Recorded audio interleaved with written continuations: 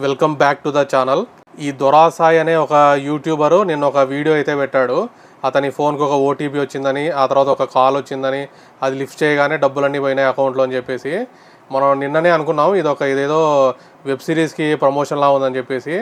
Exactly అదే జరిగింది. ఈరోజు ఇంకొక వీడియో అయితే పెట్టినాడు.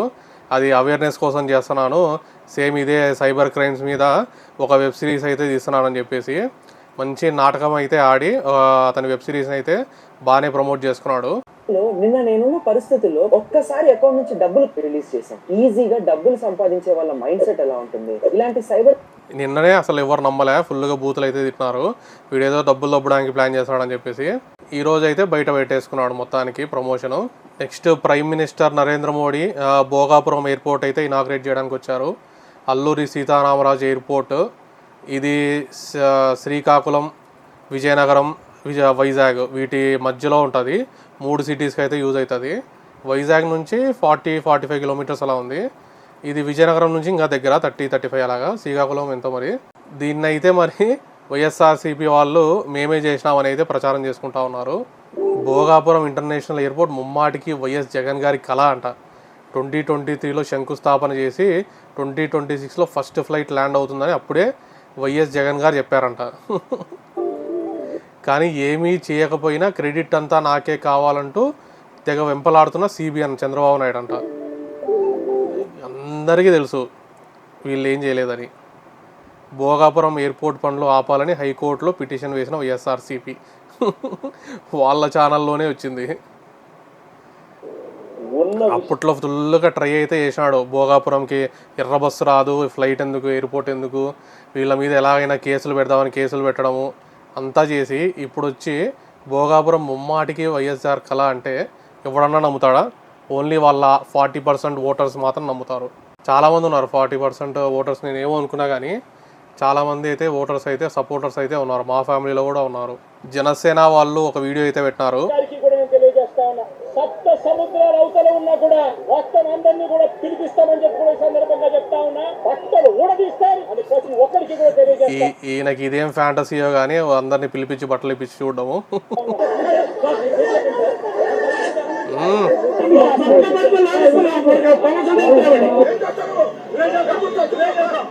అందరు పోలీసులు తోసుకుంటా గొడవ పడతా. నిన్న ఒక ఎస్ఐ లేడీ ఎస్ఐని మొలెస్ట్ చేశారు. పోస్టింగ్ ఉండాలంటే సంవత్సరానికి 15 లక్షల రూపాయలు ఆ పోలీసు దగ్గర లంచం. ఇది క్లియర్, ఊరంతా తెలుసు. పోలీసు వాడు ఏం చేస్తాడు? ఆ 15 లక్షల వసూలు చేసుకోవడానికి వీళ్ళు వచ్చాక మళ్ళీ రప్పా అని అందరినీ బెదిరిస్తూ ఉన్నారు. మరి ఈసారి ఎన్ని సీట్స్ వస్తాయి చూద్దాం. సీదిరి అప్పలరాజు కొడుకు బైక్తో గుద్ది చంపాడు కదా ఒక గొర్రెల కాపర్ని. అతను 45 ఏళ్ళు ఉంటాయి, ముసలోడు, పోతే పోయినాడు అన్నట్టయితే మాట్లాడుతూ ఉన్నాడు. మరి చేసే దాంట్లో కూడా కనీసం ఈ 18 ఏళ్ళ పిల్లాడు, ఈ పిల్లోడి జీవితం నాశనం అవుతుందని కూడా కనీసం చంద్రబాబు నాయుడు ఆలోచన చేయడం లేదంటే నిజంగా అడుగుతా ఉన్నా. 18 ఏళ్ళ పిల్లోడి జీవితం పోతుందంటే ఆ గొర్రెల కాపరి అతనికి కూడా 2 పిల్లలు ఉన్నారు, చిన్న పిల్లలు. వాళ్ళు ఇంకా 18 కూడా కాదు, 3 ఏళ్ళు 4 ఏళ్ళు ఉంటాయి. మరి వాళ్ళ జీవితం ఎట్లా ఏమైపోతుంది? వయసు వస్తా ఉంది చంద్రబాబు నాయుడు. మనిషి అన్నం తింటున్నాడా, గడ్డి తింటున్నాడా అని అడుగుతా ఉన్నా. జగన్ మీద చాలా కేసులు ఉన్నాయి, అయినా కూడా ఇంకా బెయిల్ మీదే ఉన్నాడంటే చాలా పవర్ఫుల్ క్యాండిడేట్. చంద్రబాబు నాయుడు కూడా ఏం చేయలేకపోతున్నాడు, ప్రైమ్ మినిస్టర్ మోడీ కూడా ఏం చేయలేకున్నాడంటే మంచి పవర్ఫుల్ క్యాండిడేట్.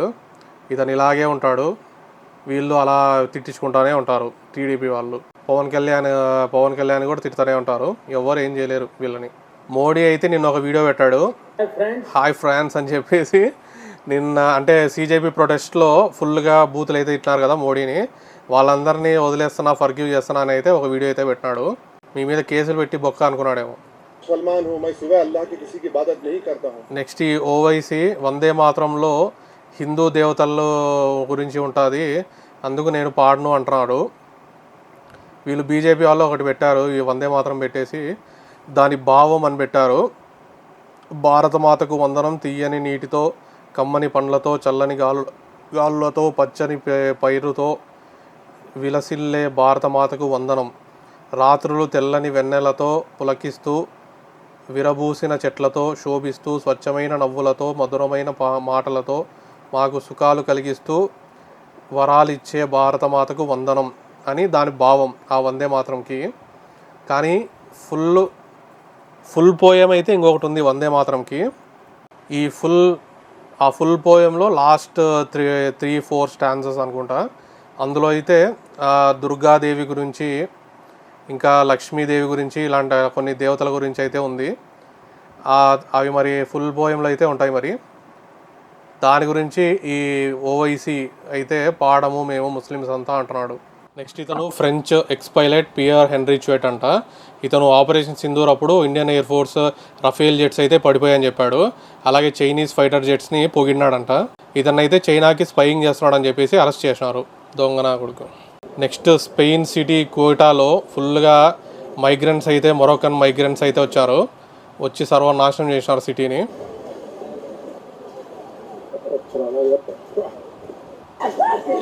ఇది ఇంగ్లాండ్లో జరిగింది. ఇది ఇండియన్ స్టోర్ ఉన్నట్టుంది, దాంట్లో దొంగతనం చేయడానికి వచ్చారు వీళ్ళు, బ్రిటిష్ వాళ్ళు.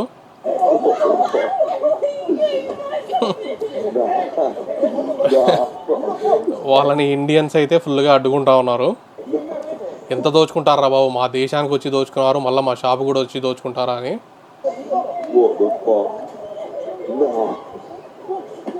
బా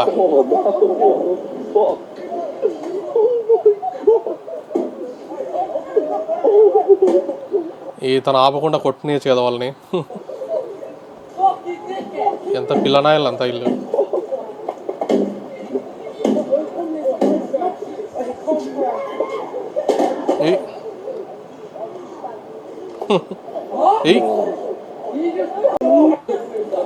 ఇలా ఉంటుంది బ్రిటిషర్స్ సివిక్ సెన్స్.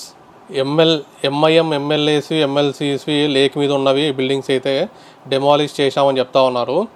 ఆ ఫాతిమా కాలేజ్ మాత్రం ఎగ్జామ్ చేశారంట, ఎందుకంటే అదేదో ఫ్రీ ఎడ్యుకేషన్ ఇస్తుందంట పూర్ స్టూడెంట్స్కి. అందుకు దాన్ని ఎగ్జామ్ చేసాము. మిగతా బిల్డింగ్స్ ఏవైతే ఉన్నాయో లేక్ మీద అవి అయితే డెమాలిష్ చేసామని చెప్తున్నాడు మరి ఈయన రంగనాథ్. ఇంతకుముందు చూసారు అది ఇటువైపు లెఫ్ట్ సైడ్ అంతా ఇస్తే పాత ఫస్ట్ దాంట్లో దాదాపు ఒక 15 బిల్డింగ్లు కొలగొట్టాయి అన్నమాట. Of MIM MLA, MIM MLC వాళ్ళకి సంబంధించింది. అప్పుడు చెరువు చూడండి చిన్నగా ఉందో, ఇప్పుడు ఎలా తయారైంది చెరువు. చూస్తుంటే 4 ఎకరాలు ఉన్నది 20 ఎకరాలు చెరువు అయిందన్నమాట. ఓకే, సో ఇది బాగానే ఉంది. కానీ చాలామంది బిల్డర్స్ దగ్గర విల్లాస్ కానీ అపార్ట్మెంట్స్ కానీ కొన్నారు కదా, వాళ్ళవి అయితే కూల్చేసినారు. వాళ్ళైతే ఇంకా లోన్స్ కట్టుకుంటూనే ఉన్నారు. ఆ బిల్డర్స్ వాళ్ళ మీద అయితే కేసెస్ పెట్టినా ఉంటున్నారు, కానీ అవి అయితే ఏమి ముందుకైతే వెళ్ళవు. అప్రూవల్స్ ఇచ్చిన గవర్నమెంట్ ఎంప్లాయీస్ మీద కూడా కేసెస్ అయితే పెట్టినారంట, కానీ అవి అయితే ముందుకెళ్ళవు. క్రిమినల్ కేసెస్ కూడా పెట్టినా ఉంటారు, కానీ అవి అయితే ముందుకైతే వెళ్ళవు. వీళ్ళకైతే మామూలు ప్రజలకైతే లాస్ అయితే అవుతుంది. వీళ్ళకి న్యాయం జరగాలంటే ఒక 20 ఏళ్ళు, 30 ఏళ్ళు, 40 ఏళ్ళు, 50 ఏళ్ళు, ఎన్ని ఏళ్ళ తర్వాత అవుతుందో మరి. అసలు న్యాయం జరుగుతుందో లేదో కూడా తెలియదు. ఈ ఎవరో వీడు రేడియో జూనియరా ఏదో carrot processing in India soon to your table అని మనల్ని డిస్కస్టింగ్ అన్నట్టుగా ఈ వీడియో అయితే పెట్టినాడు. ఇది అసలు ఇండియా వీడియో కూడా కాదు, బంగ్లాదేశ్ వీడియో అంట. దీనికి రిప్లై కూడా ఇచ్చారు మన వాళ్ళు. ఇది wine processing in Europe soon to your table అని ట్రెడిషనల్ మెథడ్.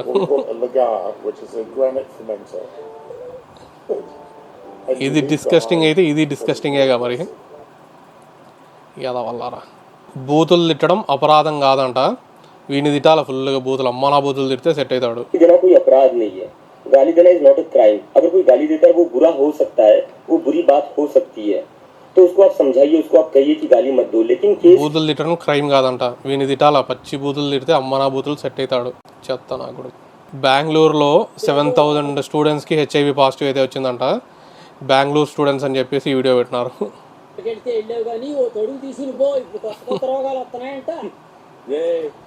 నాలుగుకి తొడుగేసుకొని తేనె నాకితే రుచేం తెలుసుద్రా. లాంటి బాడీరా, దేనికి చెల్లించదు. ఇందులో కూడా వీడికి ఎయిడ్స్ వస్తుంది. మరి బెంగళూరు స్టూడెంట్స్కి ఓన్లీ ఇలా అన్ప్రొటెక్టెడ్ సెక్స్ వల్ల వచ్చిందా, లేకుంటే డ్రగ్స్ దానివల్ల కూడా వచ్చిందో మరి అది చూసుకోవాలి. బెంగళూరులో డ్రగ్స్ కూడా ఎక్కువ కదా. సింగిల్ బాయ్స్ అంట. Next week Samsung Galaxy F70 అయితే లాంచ్ చేస్తున్నారు.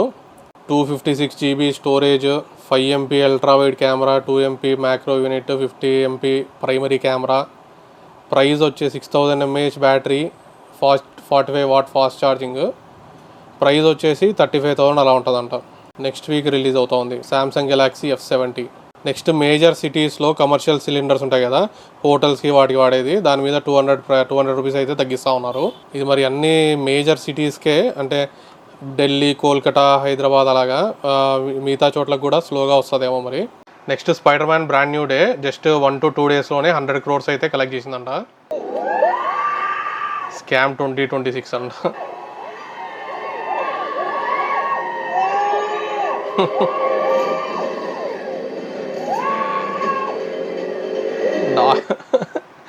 డాక్టర్ డూమ్ది ఏదన్నా ఇంటది అనుకుంటే TVS bike add.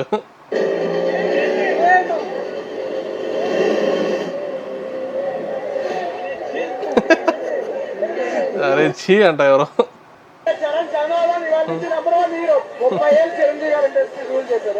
17 years ago మగధీరా కంట అల్లు అర్జున్.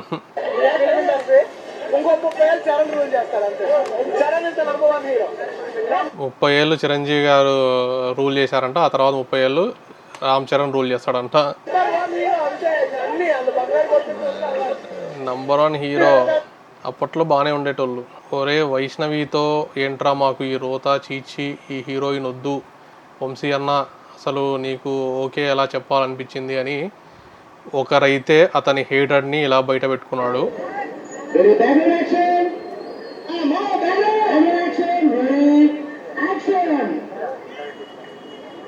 మన వాళ్ళు ఎందుకో తెలుగు హీరోయిన్స్ని ఎంకరేజ్ చేయరు. మళ్ళీ ఇతను సూర్యాకే అసలు నితిన్ పక్కన వైష్ణవిని పెట్టడం ఏంట్రా బాబు, ప్లీజ్ చేంజ్ చేయండిరా అని మళ్ళీ అతని హేటర్ని అయితే పంచుకున్నాడు.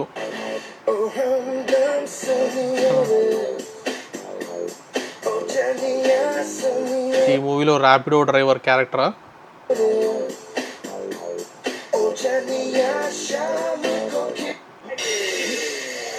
అరుంధతి కూడానా అంట. House of flying daggers 2004, Arundhati 2009.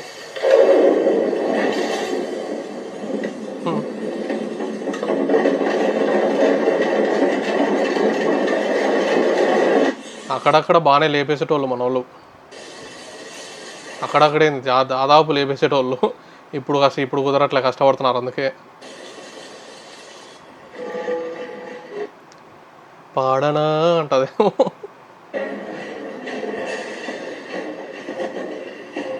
ఇది అసలు వండర్ఫుల్ ఐడియా ఎవరికి వచ్చిందో కానీ మన వాళ్ళు కాపీ కొట్టినారు. కానీ హౌస్ ఆఫ్ ఫ్లయింగ్ డాగర్స్ అంట. వద్దాం ఒకసారి. A police captain breaks a member of a rebel group out of prison to help her rejoin her fellow members and to gain her trust, only to use her to lead him to the new leader of the organization. Okay, ఇదేదో rebel group, ప్రిజను, helping story అయితే వేరేనే.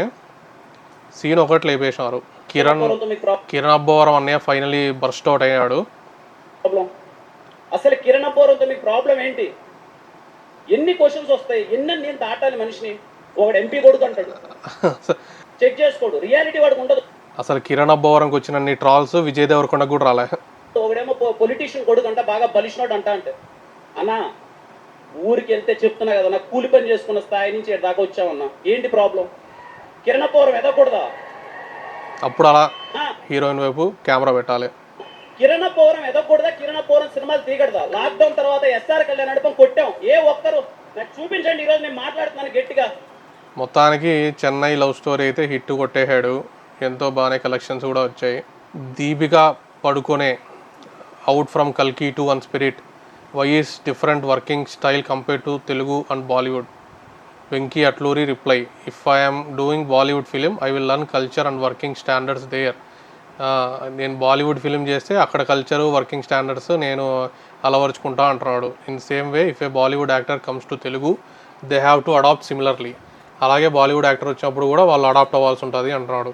We use to work for 11 to 12 hours in the set, be it Tamil, Malayalam or Hindi actor, they should adapt to the Telugu working conditions. 11 to 12 hours work చేసే వాళ్ళము తెలుగు అయినా, మలయాళం అయినా, Hindi actor అయినా ఇక్కడికి వచ్చి adapt అవ్వాలి అంటున్నాడు వెంకీ అట్లూరి.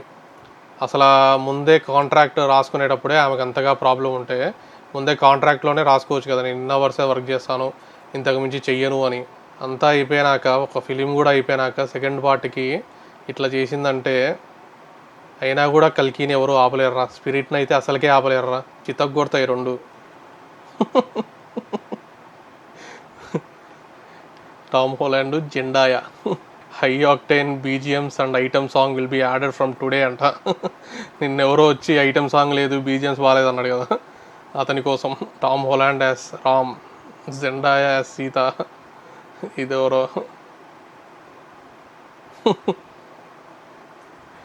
వీళ్ళైనా బాగానే సెట్ అయినారే. ఆక్వామ్యాన్ కదా ఇతను. Varun Tej Korean Kanakaraju has closed its non theatrical business at 26 crore against a 38 crore budget. 38 crore budget పెడితే 26 crore నాన్ థియేట్రికల్ బిజినెస్ అయిందంట. ఇంకా 12 crores బర్డన్ అయితే ఉందంట థియేటర్స్ మీద. కాబట్టి తెలుగు ఆడియన్స్ అంతా ఏం చేస్తారంటే, మీరు ఒకరే వెళ్తున్నారనుకో మూవీకి, ఒక టికెట్ కాకుండా 10 టికెట్లు కొనండి. అలాగే అక్కడ ప్రొడ్యూసర్స్ కూడా ఏం చేయాలి, నేను ప్రొడ్యూసర్స్కి ఏం రిక్వెస్ట్ చేస్తున్నా అంటే, అక్కడ ఒక హుండీ అయితే పెట్టండి, థియేటర్స్ బయట ఒక హుండీ పెట్టండి. తెలుగు ఆడియన్స్ అంతా వచ్చేసి డబ్బులు అయితే వేస్తారు. టికెట్ కూడా ఒకరు కానీ ఇద్దరు కానీ వచ్చారనుకోండి, కానీ 10 టికెట్లు కొంటారు ఒక్కొక్కరు. అలా అయితే మనం తెలుగు ఫిలిం ఇండస్ట్రీని కాపాడాలి, ఫుల్గా డబ్బులు అయితే రావాలా వీళ్ళకి అని నేను కోరుకుంటున్నాను.